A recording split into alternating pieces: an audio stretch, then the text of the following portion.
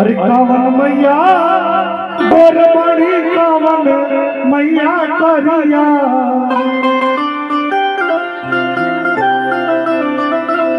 ओ कावन हो मैया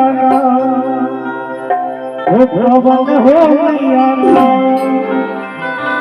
बड़ी आगावा के पात कवन हो मैया बड़ी आगावा के पात कवन हो मैया अरे कवन हो मैया ना कवन हो मैया ना बड़ी आगावा के पात कवन हो मैया बड़ी आगावा के पात कवन हो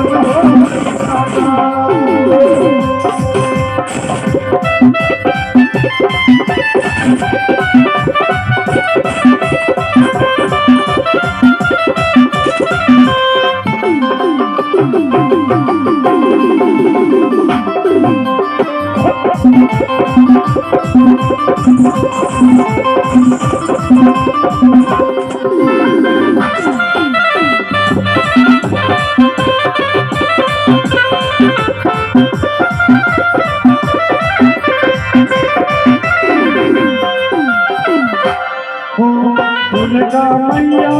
बोल बड़ी काली मैया करिया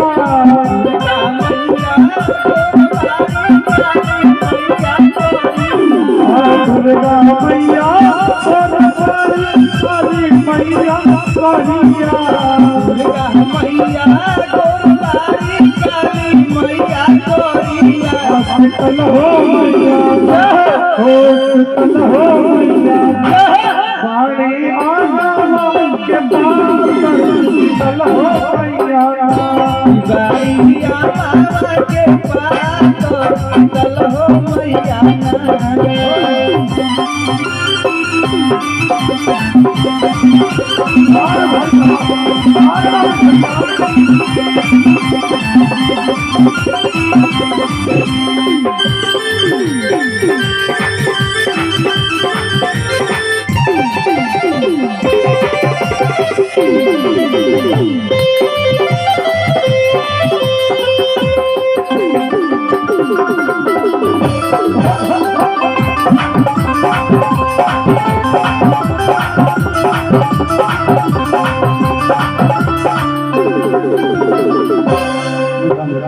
बताइए आप लोग कहाँ आए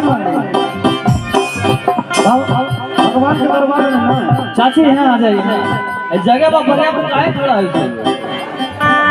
ये बताइए आप लोग कहाँ आए भगवान का कीर्तन करेंगे बैठा कि भगवान से कोनो मुकदमा बा सब कराई लोग हां मुकदमा बा लगे तो भगवान से मुकदमा बा या फाइल आ गई आके बैठ जाइए हाथ जोड़ के निवेदन बा